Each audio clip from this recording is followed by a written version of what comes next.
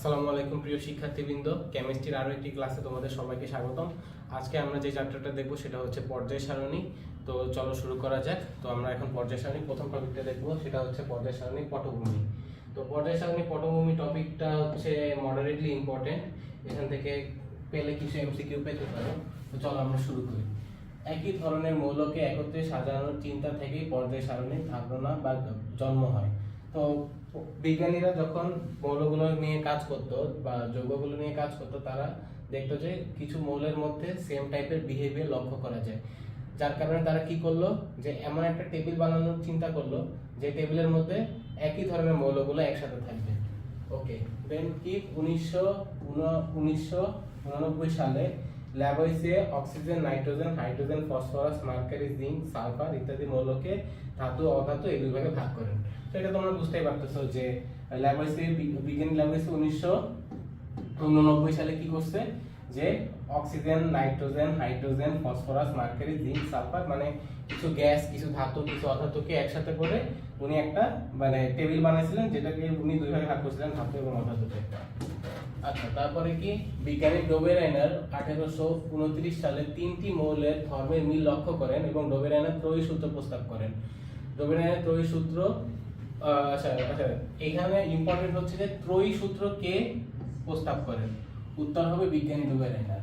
এটা তোমরা মনে রাখবে যে বিজ্ঞানী ডোবেরাইনার ত্রয়ী সূত্রের উদ্ভাবক, ত্রয়ী সূত্রের উদ্ভাবক।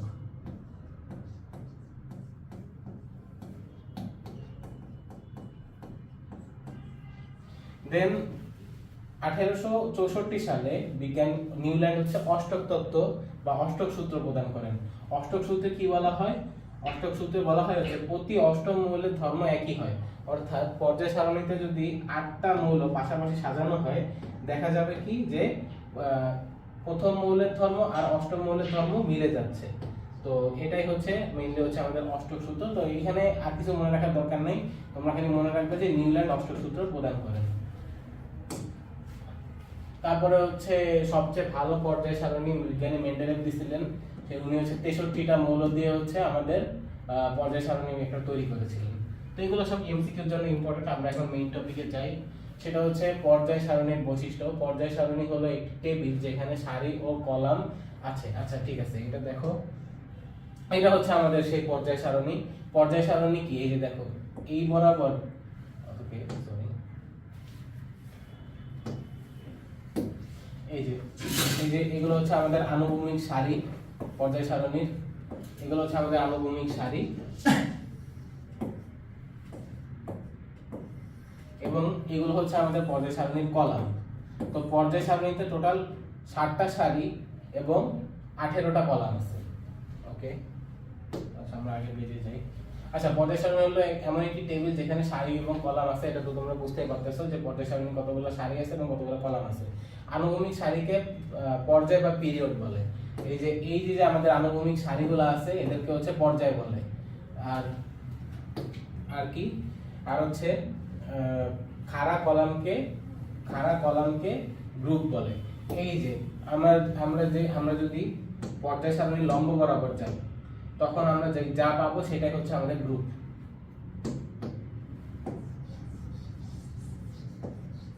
এই যে আমরা যদি পর্যায় সারণীর লম্ব বরাবর যাই, তাহলে আমরা যা পাবো সেটাই হচ্ছে আমাদের গ্রুপ। এই যে পর্যায় সারণীর লম্ব বরাবর গেলে আমরা যা পাবো সেগুলো হচ্ছে আমাদের গ্রুপ। ওকে, তো আমরা পর্যায় এবং গ্রুপ এই দুটো জিনিস আশা করি বুঝতে পারছি। তো চলো আমরা হচ্ছে, আচ্ছা এখানে বলা হয়েছে কি যে আধুনিক পর্যায় সারণীতে 118টি মৌল আছে। তো এটা তোমরা মুখস্থ করবা। আমরা নেক্সট টপিকে বলা হচ্ছে সারি এবং কলাম। পর্যায় সারণীতে 60টি সারি আছে এবং 18টি গ্রুপ আছে। এটা তো আমরা একটু বললামই। এবারে হচ্ছে পর্যায়ের বিস্তৃতি। প্রতিটি পর্যায়ে বাম দিকের গ্রুপ 1 থেকে শুরু হয় এবং ডান দিকের গ্রুপ 18 পর্যন্ত বিস্তৃত। আচ্ছা, পর্যায়ের শুরু হচ্ছে ডান দিকের গ্রুপ 1 থেকে। দেখো এই যে এখানে হচ্ছে আমাদের কি, এইটা আমাদের গ্রুপ 1 না? তো ডান দিকের গ্রুপ 1 থেকে আমাদের কি, বাম দিকের গ্রুপ 1 থেকে ডান দিকের গ্রুপ 18 পর্যন্ত পর্যায় সারণী বিস্তৃত। ঠিক আছে, তো এই যে আমরা যখন একটা পর্যায় কল্পনা করব, তখন কি, এই যে এইটা হচ্ছে আমাদের একটা পর্যায়, তারপরে এটা হচ্ছে আমাদের আরেকটা পর্যায়। তো এইভাবে হচ্ছে আমরা পর্যায়কে ডিফাইন করব। ওকে, এটা গেল। তারপরে হচ্ছে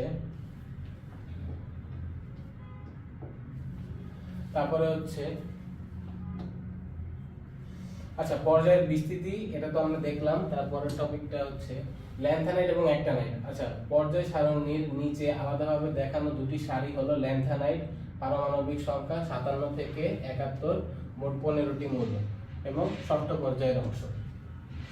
ওকে, তো ষষ্ঠ পর্যায় গ্রুপ 3 বরাবর আমাদের ল্যান্থানাইট সিরিজ থাকে এবং সপ্তম পর্যায় গ্রুপ 3 বরাবর আমার অ্যাক্টিনাইট সিরিজ থাকে। এদেরকে হচ্ছে পর্যায় সারণীর নিচে স্থান দেওয়া হয়। এই যে এখানে আমাদের ল্যান্থানাইট এবং অ্যাক্টিনাইট সিরিজকে পর্যায় সারণীর নিচে স্থান দেওয়া হয়, কারণ এটা যদি পর্যায় সারণীর ভিতরে ওদের জায়গা মতো স্থান দেওয়া হতো, যে এখানে আমাদের ল্যান্থানাইট আর এখানে যেটা আমাদের অ্যাক্টিনাইট, তো এখানে যদি ওদের জায়গা বরাবর স্থান দেওয়া হতো তাহলে কি পর্যায় সারণীটা অনেক বড় হয়ে যেত। যার কারণে কি করা হয়েছে যে ল্যান্থানাইট এবং অ্যাক্টিনাইটকে নিচে আলাদা একটা সারি হিসাবে আর কি প্রকাশ করা হয়েছে। ওকে, দেন হচ্ছে আমরা নেক্সট টপিকে যাই। আচ্ছা, অ্যাক্টিনাইট পারমাণবিক সংখ্যা 89 থেকে 103, এই জিনিসটা মনে রাখবা। হ্যাঁ, এখানে হচ্ছে আমাদের 15টা মৌল থাকে, ল্যান্থানাইটও 15টা মৌল থাকে, অ্যাক্টিনাইটও 15টা মৌল থাকে। এরা হচ্ছে সপ্তম পর্যায়ের অংশ। আর ল্যান্থানাইট কি ছিল? ষষ্ঠ পর্যায়ের অংশ। এটা হচ্ছে সপ্তম পর্যায়ের অংশ। এদের ধর্ম প্রায় একই রকম হয়, নিচে আলাদা করে রাখা হয়েছে। ওকে, দেন আমরা নেক্সট টপিকে যাই। আচ্ছা, বিভিন্ন পর্যায়ে মৌলের সংখ্যা। আচ্ছা, পর্যায়ে একে হচ্ছে 2টা মৌল, হাইড্রোজেন এবং হিলিয়াম। তারপরে হচ্ছে পর্যায়ে 2 ও 3 এ 8টি করে মৌল থাকে। তো আমরা আমাদের পর্যায় সারণীতে আবার ফিরে যাই। এই যে পর্যায়ে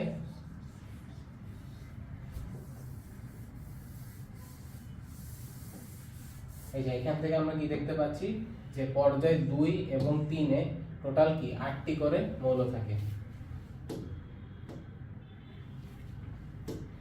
দেন পর্যায় 2 ও 3 এ আছে, তারপর হচ্ছে পর্যায় 4 ও 5 এ 18টি করে মৌল থাকে।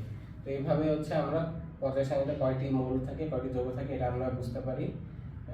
এবং পর্যায় 6 এবং 7 এ হচ্ছে আমাদের 32টা করে মৌল থাকে।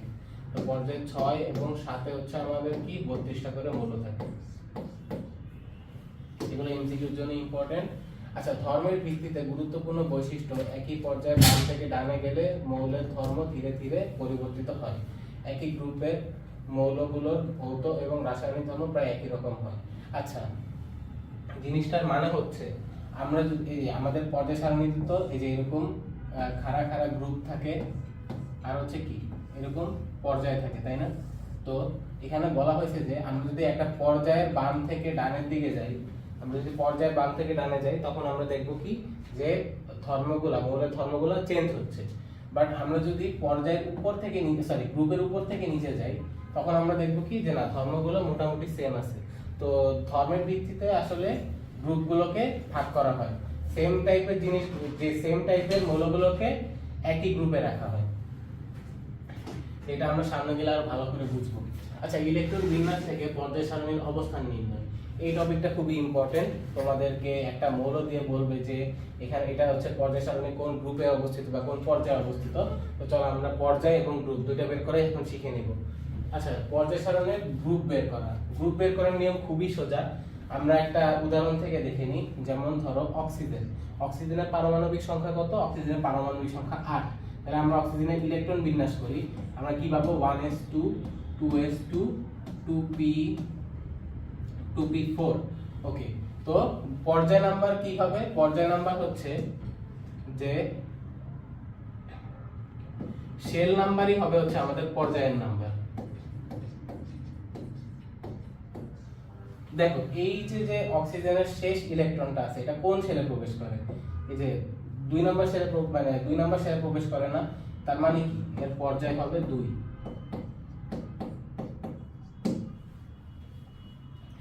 তো এভাবে হচ্ছে আমরা পর্যায় সারণীর পর্যায় বের করতে, কোন একটা মৌলের পর্যায় বের করতে পারবো। আমরা আরেকটা উদাহরণ দেখে নিই, সেটা হচ্ছে সোডিয়াম। আচ্ছা, সোডিয়ামের কয়টা ইলেকট্রন থাকে? 11টা ইলেকট্রন থাকে না? তো আমরা সোডিয়ামকে আগে লিখে নিই, ঠিক আছে? কেন্দ্রে নিউক্লিয়াস, তারপরে কি এরপরে হচ্ছে প্রথম শক্তি স্তরে 2টা ইলেকট্রন, দ্বিতীয় শক্তি স্তরে 8টা ইলেকট্রন,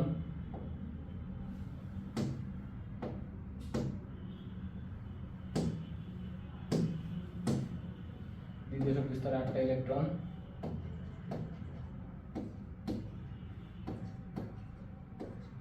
আর তৃতীয় যে আমাদের শক্তি স্তরটা থাকে পর্যায় সারণীতে, সেই তৃতীয় শক্তি স্তরে কয়টা ইলেকট্রন থাকে? তৃতীয় শক্তি স্তরে একটা ইলেকট্রন থাকে। ওকে, তৃতীয় শক্তি স্তরে একটা ইলেকট্রন থাকে। তাহলে আমরা কি দেখতে পাচ্ছি যে সোডিয়ামের যে সর্বশেষ ইলেকট্রনটা আছে সেটা কি তৃতীয় শক্তি স্তরে প্রবেশ করতেছে না? তো সর্বশেষ ইলেকট্রনটা যেই শক্তি স্তরে প্রবেশ করে সেটাই তার পর্যায় নাম্বার। তো সোডিয়ামের পর্যায় নাম্বার হবে হচ্ছে 3। তো এটা আমরা ইলেকট্রন বিন্যাসের মাধ্যমে কিভাবে বের করব সেটা আমরা দেখিয়ে দিচ্ছি। এই যে সোডিয়ামের ইলেকট্রন বিন্যাস কি হবে? সোডিয়ামের 11, তাহলে 1s2 2s2 2p6 3s1। তাহলে এর লাস্ট ইলেকট্রনটা 3 নাম্বার শেলে প্রবেশ করতেছে, তার মানে কি এর পর্যায় হবে 3। তো আশা করি আমরা পর্যায় বের করা শিখে গেছি।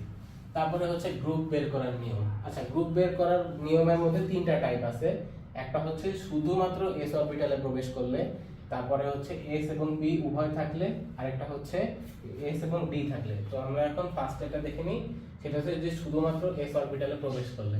আচ্ছা, যদি আমরা শুধুমাত্র s অরবিটালে আমরা প্রবেশ করে লাস্ট ইলেকট্রনটা, তার মানে হচ্ছে সেটা এই যে s অরবিটালে যে কয়টা ইলেকট্রন সেই নাম্বারটাই হবে হচ্ছে আমাদের গ্রুপ সংখ্যা।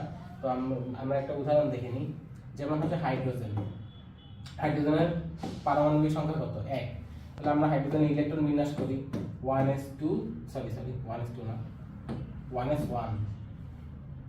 হাইড্রোজেনের ইলেকট্রন বিন্যাস কি হবে? 1s1। তো এর সর্বশেষ ইলেকট্রনটা এটা হচ্ছে s অরবিটালে প্রবেশ করছে, এবং কি s অরবিটালে ইলেকট্রনের সংখ্যা কত? 1।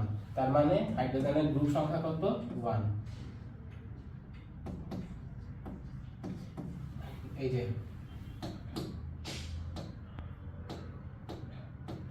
যে হাইড্রোজেন 1 নাম্বার গ্রুপের মৌল। দেন আমরা আরো একটা দেখে নিই উদাহরণ। যেমন হচ্ছে এবার আমরা একটা সোডিয়ামকে দেখি। সোডিয়ামের 11। তাহলে সোডিয়ামের ইলেকট্রন কনফিগারেশন কি হবে?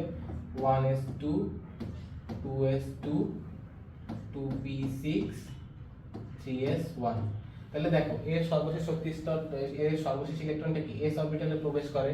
s অরবিটালে ইলেকট্রনের সংখ্যা কত? 1। তার মানে কি সোডিয়াম হচ্ছে 1 নাম্বার গ্রুপের মৌল। আর এখানে আমাদের সে প্রাইমারি যে কোয়ান্টাম, মানে এখানে যে আমাদের প্রধান যে শক্তি স্তর সেটা কি 3 নাম্বার শক্তি স্তর না? n=3 না? তার মানে কি n এর ভ্যালু যেহেতু 3, তার মানে কি এ হচ্ছে সোডিয়াম হচ্ছে কি 3 নাম্বার পর্যায় এবং 1 নাম্বার গ্রুপের মৌল। আমরা আরেকটা উদাহরণ দেখে নিব। সেটা হচ্ছে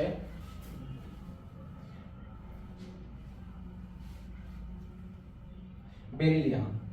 আমরা বেরিলিয়ামকে দেখে নিই। বেরিলিয়ামের উদাহরণটা বেরিলিয়ামের 4। তাহলে এটা ইলেকট্রন কনফিগারেশন কি হবে?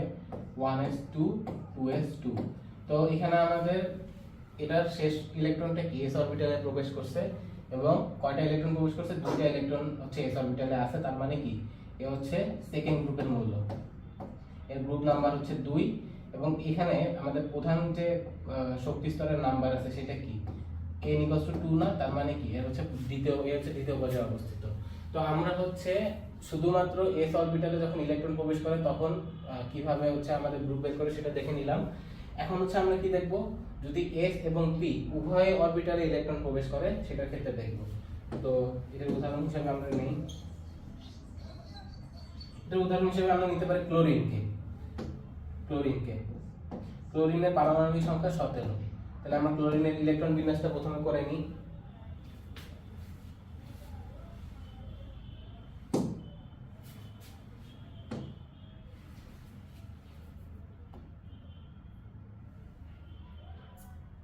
ওকে, সরি ফর মাই মিস্টেক।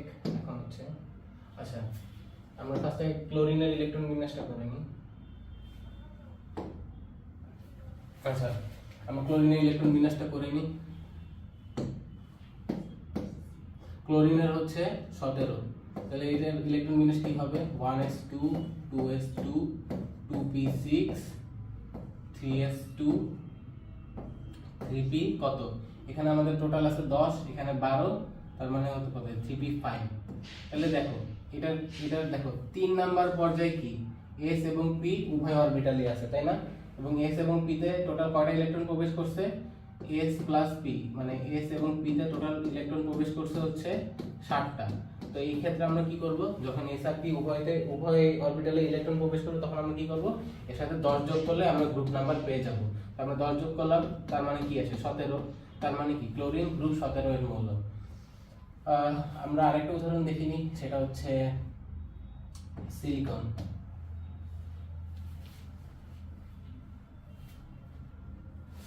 সিলিকনের হচ্ছে 14। তাহলে সিলিকনে কি হবে 1s2 2s2 2p6 3s2 3p2, right. তো দেখো এখানে আমাদের যে ইলেকট্রনটা আছে, এখানে ভ্যালেন্স শেল বা সর্বশেষ শক্তি স্তরে কয়টা ইলেকট্রন প্রবেশ করছে, 4টা ইলেকট্রন প্রবেশ করছে, এবং কি s এবং p অরবিটাল ইলেকট্রন প্রবেশ করছে। তো আমরা এই ক্ষেত্রে কি করব, এই যে s এবং p তে টোটাল ইলেকট্রন প্রবেশ করছে 4টা, 4 এর সাথে আবার কি করব 10 যোগ করে দিব। 10 যোগ করলে কত পাবো হচ্ছে আমরা 14, তার মানে কি এটার গ্রুপ নাম্বার হচ্ছে 14, সিলিকনের গ্রুপ নাম্বার 14। ওকে, তো আমরা নেক্সট উদাহরণে যাই, সেটা হচ্ছে ডি ব্লকের মৌল। আচ্ছা ঠিক আছে, যখন আমাদের মৌলের সর্বশেষ ইলেকট্রনটা ডি অরবিটালে প্রবেশ করে তখন হচ্ছে তাকে ডি ব্লক মৌল বলে। তো আমরা এখন ডি ব্লকে যদি ইলেকট্রন প্রবেশ করে অথবা ডি সর্বশেষ শক্তি স্তরটা যদি ডি ব্লক হয় তাহলে হচ্ছে আমরা দেখব যে কিভাবে ইলেকট্রন বিন্যাস করা হবে। আচ্ছা, ডি ব্লকের হিসাবে আমরা উদাহরণ নিলাম হচ্ছে ফেরাস। এর হচ্ছে পারমাণবিক সংখ্যা কত, আয়রনের পারমাণবিক সংখ্যা হচ্ছে 26। তাহলে হচ্ছে আমরা ইলেকট্রন বিন্যাসটা করে নিই 1s2 2s2 2p6 3s2 3p6 4s2 তারপরে হচ্ছে 3d6, রাইট। তো এখানে হচ্ছে কত 2 আর 2 4 আর 6 10 12 12 আর 6 হচ্ছে 18 20 26।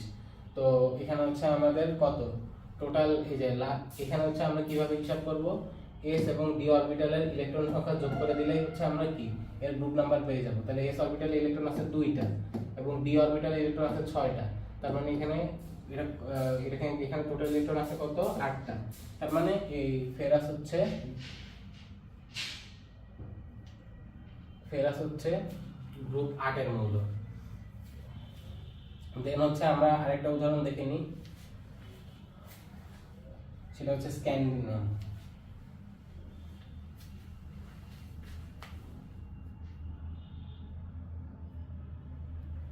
ওকে, আমরা এখন স্ক্যান্ডিনিয়ামের উদাহরণ দেখে নিব।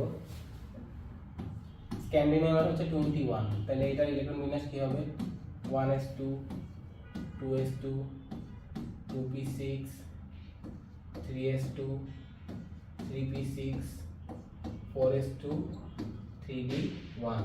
তাহলে দেখো এর শেষ ইলেকট্রনটি ডি অরবিটালে প্রবেশ করছে না, এবং সাথে কি s অরবিটালে ইলেকট্রন সংখ্যা কত 2টা। তাহলে আমরা যদি s প্লাস d মানে s এবং d অরবিটালে টোটাল ইলেকট্রনগুলোকে যোগ করি তাহলে কত আসে 2 প্লাস 1 কত 3। তার মানে কি এ হচ্ছে 3 নাম্বার গ্রুপের মৌল। তো আশা করি আমরা এটা বুঝতে পারছি। দেন হচ্ছে কেন ইলেকট্রন বিন্যাসকে ভিত্তি বলা হয়। আচ্ছা, কেন ইলেকট্রন বিন্যাসকে পর্যায় সারণীর ভিত্তি বলা হয়, এটা হচ্ছে কারণ হচ্ছে ইলেকট্রন বিন্যাসের মাধ্যমে আমরা কি কি জানতে পারি, গ্রুপটা পর্যায় জানতে পারি, গ্রুপ জানতে পারি, এবং আয়ন গঠন জানতে পারি। আয়ন গঠন কিভাবে জানতে পারি, যদি আমাকে বলা হয় যে গ্রুপ 1 এর মৌল যেমন সোডিয়াম, ওকে সোডিয়ামের পারমাণবিক সংখ্যা কত 11, রাইট। তাহলে সোডিয়াম কি আয়ন গঠন করে, সোডিয়াম প্লাস আয়ন গঠন করে। কারণ কি, কারণ হচ্ছে সোডিয়ামকে যদি আমার স্থিতিশীল হতে হয় তার মানে কি তার নিষ্ক্রিয় গ্যাসের ইলেকট্রন বিন্যাসটা অর্জন করা লাগবে, এবং সোডিয়ামের কাছাকাছি নিষ্ক্রিয় গ্যাস কে আছে, সোডিয়ামের কাছাকাছি নিষ্ক্রিয় গ্যাস আছে হচ্ছে নিয়ন। নিয়নের পারমাণবিক সংখ্যা কত, পারমাণবিক সংখ্যা হচ্ছে 10। তার মানে কি সে যদি একটা ইলেকট্রন ত্যাগ করে তার ইলেকট্রন সংখ্যা যদি 10 হয় তার মানে কি সে হচ্ছে নিয়নের ইলেকট্রন বিন্যাস অর্জন করবে যার মাধ্যমে সে স্থিতিশীল হবে। তাহলে সোডিয়াম কি করে, সোডিয়াম হচ্ছে একটা ইলেকট্রন ত্যাগ করার পর হচ্ছে সোডিয়াম প্লাসে পরিণত হয়। তো এইভাবে আমরা আয়ন গঠনও ব্যাখ্যা করতে পারবো পর্যায় সারণীকে স্টাডি করার মাধ্যমে বা ইলেকট্রন বিন্যাস জানার মাধ্যমে। এবারে হচ্ছে রাসায়নিক ধর্ম ব্যাখ্যা করতে পারবো। তো রাসায়নিক ধর্ম কি, কে ধাতু অধাতু এগুলাই তো, তাই না। ধাতু কি, যারা হচ্ছে ইলেকট্রন ত্যাগ করে তারাই ধাতু। তো আমরা ইলেকট্রন বিন্যাসের মাধ্যমে দেখতে পারি যে সে কি ইলেকট্রন ত্যাগ করতে চাচ্ছে না গ্রহণ করতে চাচ্ছে। যেমন সোডিয়ামের ক্ষেত্রে কি সে ইলেকট্রন ত্যাগ করে ম্যাক্সিমাম টাইম, তাহলে মানে কি সে হচ্ছে ধাতু, এরকম। আচ্ছা আমরা তারপরে হচ্ছে নেক্সট টপিকে যাই, সেটা হচ্ছে মৌলের পর্যায়বৃত্ত ধর্ম।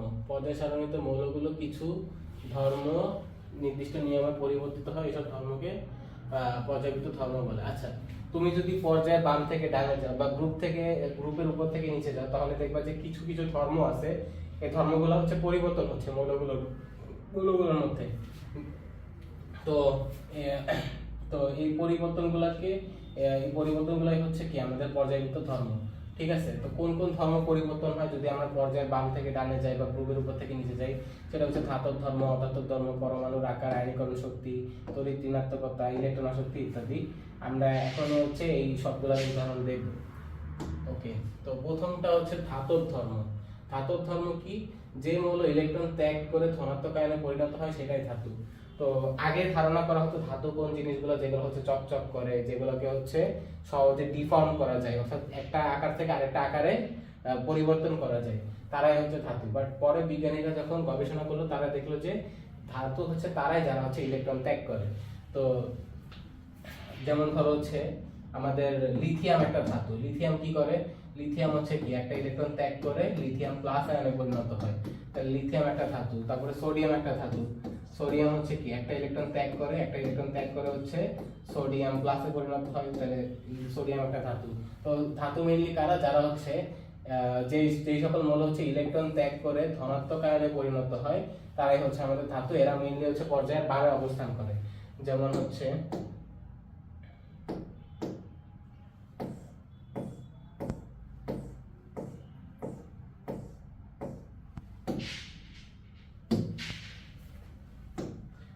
গ্রুপ 1 এর যে মৌলগুলো আছে তাদেরকে হচ্ছে আমাদের বলা হয় হচ্ছে ক্ষার ধাতু।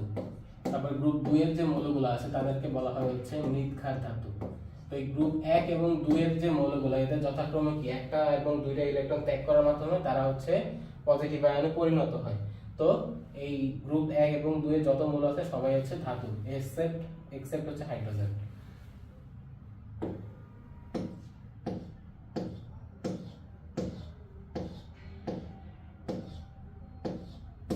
তো আশা করি আমরা ধাতব ধর্মটা বুঝতে পারছি। এখন একই গ্রুপের বাম থেকে ডানে গেলে ধাতব ধর্ম কমে যায়।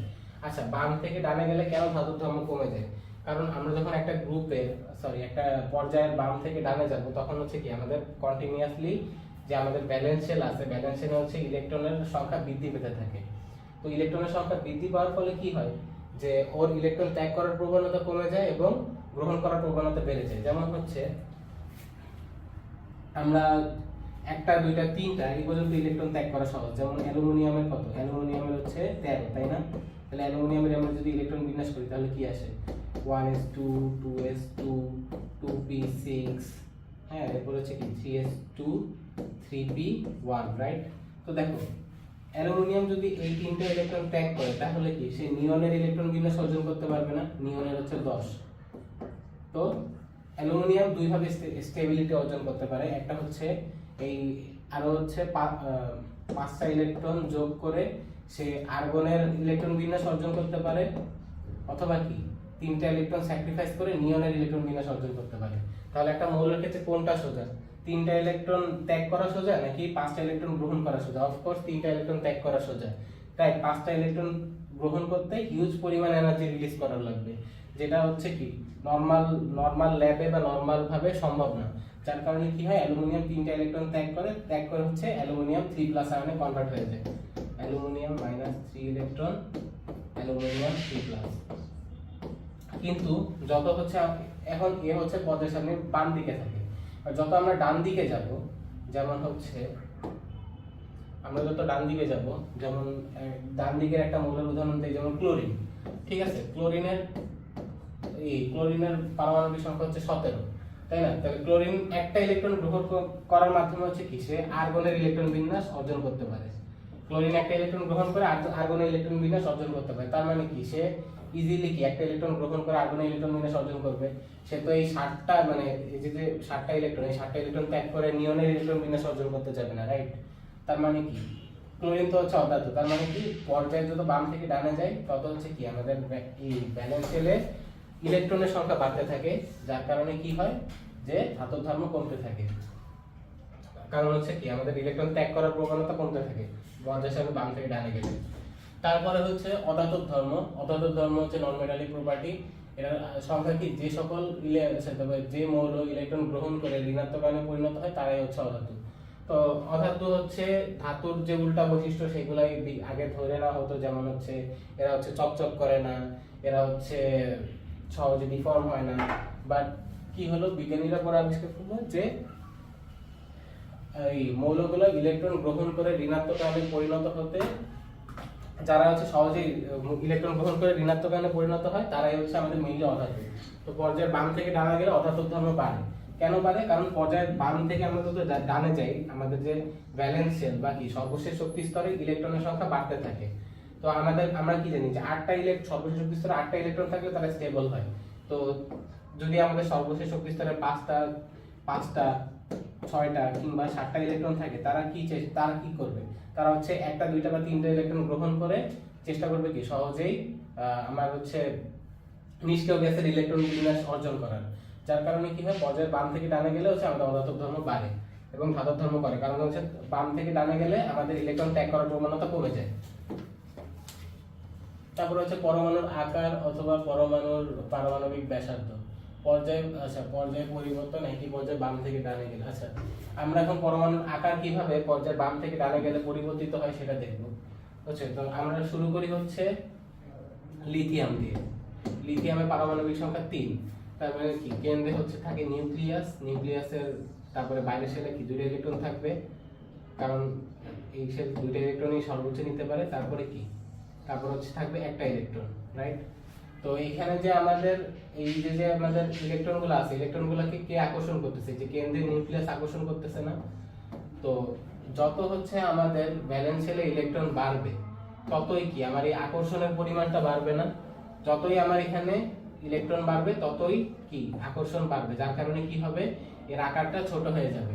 তো আমরা যত পর্যায়ের বাম থেকে ডানে যাই তত তো আমাদের কি এই শেলটা তো একই থাকে, কিন্তু ইলেকট্রনের সংখ্যা আস্তে আস্তে বাড়তে থাকে না? যেমন হচ্ছে আমরা একটা পর্যায়ের উদাহরণ দেখে নিই। যেমন হচ্ছে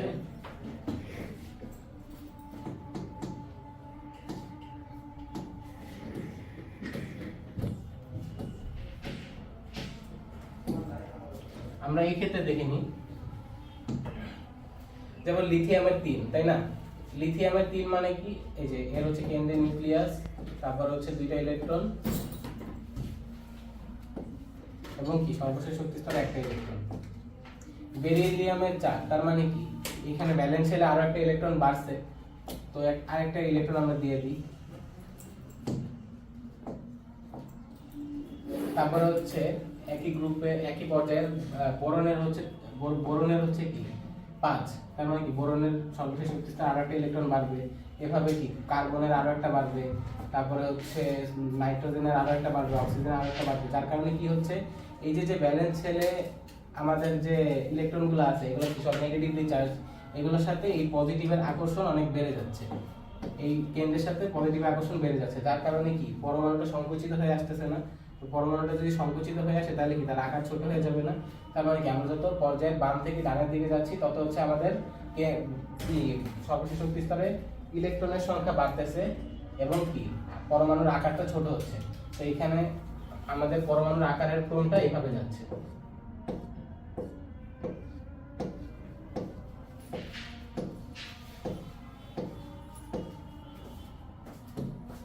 এখানে আমাদের পরমাণুর আকারের ক্রম একটা পর্যায় বরাবর এইভাবে যায়। সব পর্যায়ে সর্বপ্রথম মৌলের আকার সবচেয়ে বড় থাকে, তারপরে যত ইলেকট্রনের সংখ্যা বাড়ে ততই কি আমার পরমাণুর আকার ছোট হয়। তো পর্যায়ের বাম থেকে ডানে গেলে আমার কি আলটিমেটলি পরমাণুটা ছোট হতে থাকে, পরমাণুর আকার ছোট হতে থাকে। এবার আমরা গ্রুপের ক্ষেত্রে দেখে নিই। গ্রুপের উপর থেকে আমরা যত নিচে যাব ততই কি বাইরের শক্তি স্তরে একটা করে ইলেকট্রন বাড়বে না? আমরা একটা উদাহরণ দেখে নিই। যেমন একই গ্রুপে কি গ্রুপ 1 এর মৌলগুলো হচ্ছে hydrogen, lithium, sodium, potassium, rubidium. আর লিখলাম না। তো এখানে হচ্ছে কি আমাদের হাইড্রোজেনের সর্বশেষ শক্তি স্তরে 1টা ইলেকট্রন থাকে এবং এখানে সর্বশেষ শক্তি স্তরে 1টা, কেন্দ্রের নিউক্লিয়াস লিথিয়ামের শক্তি স্তর হচ্ছে 2টা। তো এটা হচ্ছে হাইড্রোজেনের, এটা হচ্ছে লিথিয়ামের। তারপরে সোডিয়ামের সর্বশেষ সোডিয়ামের শক্তি স্তর হচ্ছে 3টা। এভাবে আমরা যত উপর থেকে নিচের দিকে যেতে থাকবো ততই কি আমাদের শক্তি স্তরের সংখ্যা বাড়তেছে। শক্তি স্তরের সংখ্যা বাড়লে কি এই যে আমাদের যে সর্বশেষ শক্তি স্তরে যে ইলেকট্রনটা আছে, এই ইলেকট্রনের সাথে কেন্দ্রের আকর্ষণ বলটা কমতেছে না, কারণ আমরা কি জানি F = K Q1 Q2 /r²। তো আমরা কি এখান থেকে কি পাই, F সমানুপাতিক 1/r², F ব্যস্তানুপাতিক r²। তার মানে কি দূরত্ব যত বাড়বে ততই কি বলটা কমবে। তো এখানে হচ্ছে আমাদের যতই হচ্ছে একটা করে শক্তি স্তর অ্যাড হচ্ছে ততই কি এর এই যে রেডিয়াসটা বাড়তেছে না, আর তো হচ্ছে ব্যাসার্ধ, ততই আমাদের ব্যাসার্ধটা বাড়তেছে। ব্যাসার্ধ বাড়ার কারণে কি হইতেছে, কেন্দ্রের সাথে এর আকর্ষণটা কমতেছে, যার কারণে কি হচ্ছে এর আকারটা যত আমরা উপর থেকে নিচের দিকে যাচ্ছি ততই বড় হচ্ছে। তাহলে আমরা কি জানলাম যে পর্যায়ের বাম থেকে ডানে গেলে হচ্ছে আমাদের আকারটা কমে এবং গ্রুপের উপর থেকে নিচে গেলে হচ্ছে আকারটা বাড়ে। আমরা এরপরে নেক্সট চলে যাই, সেটা হচ্ছে আয়নীকরণ শক্তি। আয়নীকরণ শক্তি কি? আয়নীকরণ শক্তি হচ্ছে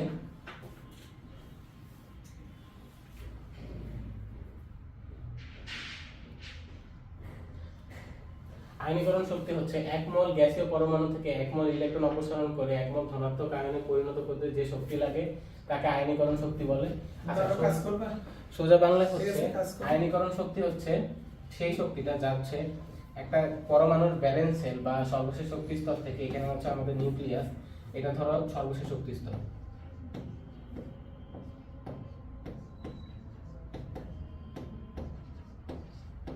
তো একটা পরমাণুর সর্বশেষ শক্তি স্তর থেকে ইলেকট্রন ত্যাগ করাতে যে পরিমাণ শক্তির দরকার হয় তাকেই হচ্ছে আয়নীকরণ শক্তি বলে।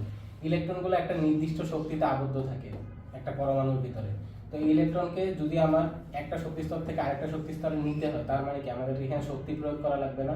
এটা হচ্ছে নিম্ন শক্তি স্তর, এটা উচ্চ শক্তি স্তর। তো আমরা যখন ইলেকট্রনকে শক্তি দিব তখন হচ্ছে কি সে আস্তে আস্তে শক্তি গেইন করতে থাকবে, করতে করতে একসময় সে উপরের শক্তি স্তরে যাবে। তো উপরের শক্তি স্তর কি, এটা সর্বশেষ শক্তি স্তরে গেল ইলেকট্রন। তারপরে যদি আমরা আরো বেশি শক্তি দিই তখন কি হবে, ইলেকট্রনটা এই কক্ষপথ ছেড়ে বের হয়ে যাবে। তো আমাদের পারমাণবিক ব্যাসার্ধ যত কম হবে ততই কি আমাদের ইলেকট্রনকে বের করা তত বেশি কঠিন হবে। কারণ হচ্ছে পারমাণবিক ব্যাসার্ধ ছোট হওয়া মানে হচ্ছে এই ইলেকট্রনটা নিউক্লিয়াসের সাথে অনেক স্ট্রং একটা অ্যাট্রাকশন ফোর্সের মাধ্যমে বন্ধী আছে। তো যখন আমাদের ফোর্সটা বেশি থাকবে তখন কি আমার সেখান থেকে ইলেকট্রনটাকে ছাড়াইতেও বেশি শক্তির দরকার হবে অফকোর্স। এন্ড যখন ফোর্সটা কম হবে তখন কি আমার ইলেকট্রনটাকে ছাড়াইতে কম শক্তির দরকার হবে।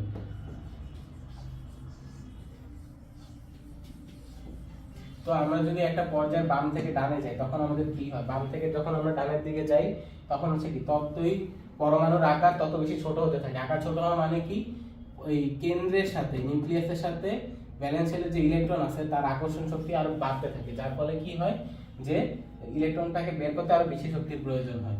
তো পর্যায় সারণী বাম থেকে ডানে গেলে কি আয়নীকরণ শক্তি বাড়ে।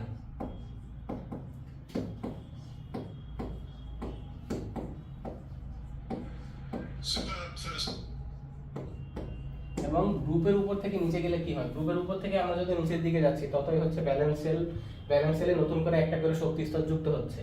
আগে যদি একটা থাকতো, যদি হাইড্রোজেনের ক্ষেত্রে একটা থাকতো, তারপরে কি লিথিয়ামের ক্ষেত্রে আরো একটা বেশি, তারপরে হচ্ছে সোডিয়ামের ক্ষেত্রে আরো একটা বেশি।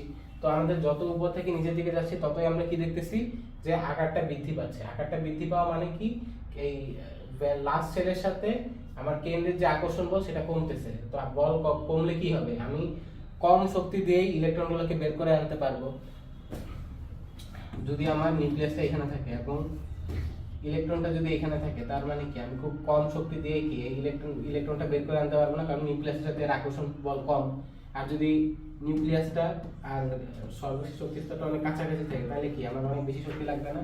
তো এটাই তো, গ্রুপের যত উপর থেকে নিচে যাব তত আমার কি হবে, আয়নীকরণ শক্তি কমবে।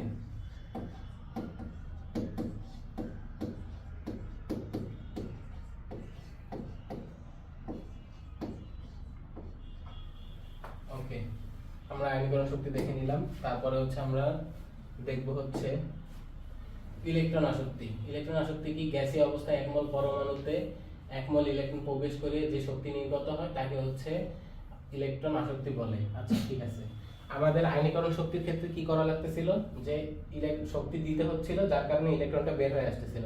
এখন আমরা কি করব, সর্বশেষ শক্তি স্তরে ইলেকট্রন দিব যার কারণে কি হবে, শক্তি রিলিজ হবে। আগে হচ্ছে আমরা শক্তি ইনপুট দিচ্ছিলাম, এবার শক্তি আউটপুট হিসাবে পাবো, অর্থাৎ শক্তি রিলিজ হয়ে যাবে। তো এই নির্গত হবে, আমাদের এই টার্মটুকু ভালো করে মনে রাখতে হবে। তো আমরা যদি পর্যায়ের বাম থেকে ডানে যাই তাহলে কি হবে, ইলেকট্রন আসক্তি বাড়ে, ইলেকট্রন আসক্তি বাড়ে। আচ্ছা, নামই হচ্ছে ইলেকট্রন আসক্তি, তার মানে কি ইলেকট্রন পাওয়ার বা ইলেকট্রন পাওয়ার যে প্রবণতা সেটাই হচ্ছে ইলেকট্রন আসক্তি, রাইট? তো অধাতুগুলোর কি একটা দুইটা বা তিনটা ইলেকট্রন হলে সে সহজে স্টেবল একটা কম্পাউন্ডে পরিণত হতে পারবে, স্টেবিলিটি অর্জন করতে পারে, স্থিতিশীলতা অর্জন করতে পারে।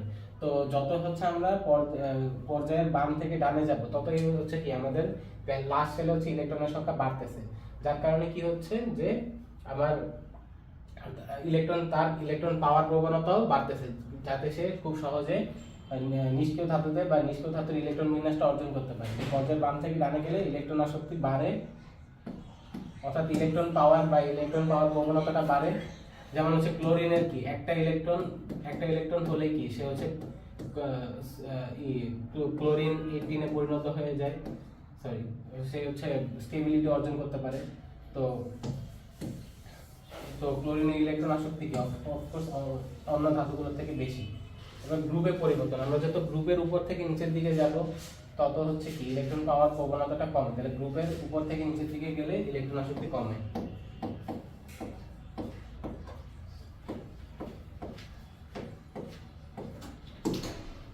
তারপরে হচ্ছে তড়িৎ ঋণাত্মকতা, দুটি পরমাণু যখন সমযোজী বন্ধনে আবদ্ধ থাকে তখন তারা বন্ধনের ইলেকট্রনগুলোকে নিজের দিকে টানতে চায়। আচ্ছা, ধরো আমরা একটা সমযোজী বন্ধন কল্পনা করি, যেমন H2O হচ্ছে কি একটা অক্সিজেনের সাথে দুইটা হাইড্রোজেন যুক্ত থাকে, তাই না? সমযোজী বন্ধনে এদের মধ্যে তো কোনো ইলেকট্রনের আদান প্রদান হয় না, যার কারণে কি এরা হচ্ছে সমযোজী বন্ধনে আবদ্ধ। এখন হাইড্রোজেনের তড়িৎ ঋণাত্মকতা বেশি এবং হাইড্রোজেনের তড়িৎ ঋণাত্মকতা কম এবং অক্সিজেনের তড়িৎ ঋণাত্মকতা বেশি, যার কারণে কি করে অক্সিজেনের হচ্ছে এই হাইড্রোজেনের যে সমযোজী বন্ধনে যে আবদ্ধ ইলেকট্রন আছে এটাকে হচ্ছে নিজের দিকে টেনে নেওয়ার প্রবণতাটা অনেক বেশি বেড়ে যায়, ঠিক আছে? তো অক্সিজেন কি করবে, এই যে সমযোজী বন্ধনে যে আবদ্ধ ইলেকট্রন আছে এই হচ্ছে একে কি করবে, নিজের দিকে টেনে নিবে। তো পরমাণুর আকার যত ছোট হয় ততই হচ্ছে কি আমাদের ইলেকট্রন তড়িৎ ঋণাত্মকতা বাড়ে। কেন বাড়ে? কারণ হচ্ছে আমাদের কেন্দ্রে থাকে হচ্ছে পজিটিভ চার্জ বা নিউক্লিয়াস। এখন নিউক্লিয়াসের সাথে কে থাকে, ভ্যালেন্স শেল থাকে বা সর্বশেষ শক্তি স্তরটা থাকে। তো নিউক্লিয়াস থেকে এই ভ্যালেন্স শেলের দূরত্ব যত কম হবে তাহলে কি পজিটিভ চার্জের যে ইনডিউস করার ক্ষমতা বা পজিটিভ চার্জের যে আকর্ষণ করার ক্ষমতা সেটাও বেশি হবে না। তো ধরো অন্য একটা পরমাণু আছে, ধরো ক্লোরিন আছে, ক্লোরিনের ইলেকট্রন মেঘ এটা, ঠিক আছে? তো এই ইলেকট্রন বেগটা তো নেগেটিভলি চার্জ, তো এই যে পজিটিভ চার্জ কি করে ইলেকট্রন বেগটাকে নিজের দিকে ঠেলে নেয় বা টেনে নেয়, যার কারণে কি হয় এ হচ্ছে ডেল নেগেটিভ মানে হচ্ছে আংশিক ঋণাত্মক হয় এবং এ হচ্ছে ডেল পজিটিভ বা আংশিক ধনাত্মক হয়। তো এভাবে হচ্ছে আমাদের তড়িৎ ঋণাত্মকতা কাজ করে। তো আমরা যত পর্যায়ের বাম থেকে ডানে যাব তত আমাদের কি হয়, পর্যায়ের বাম থেকে ডানে গেলে আকার কমে, আকার ছোট হয়। আকার ছোট হওয়া মানে কি তড়িৎ ঋণাত্মকতা বাড়ে।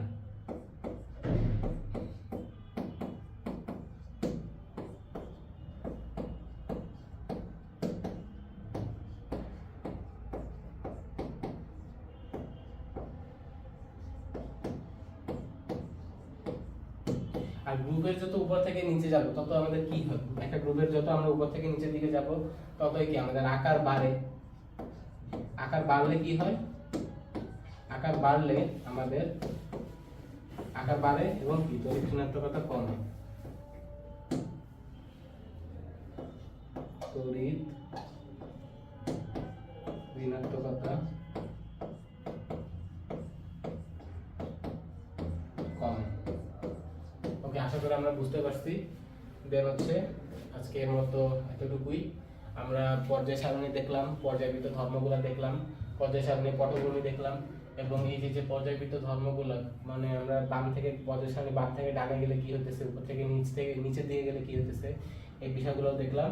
আশা করি তোমরা ক্লাসটা বুঝতে পারছো এবং যদি কোনো কনফিউশন থাকে তাহলে অবশ্যই আমাদেরকে সেটা রিচ আউট করবা, জিজ্ঞেস করবা। হ্যাঁ, ধন্যবাদ।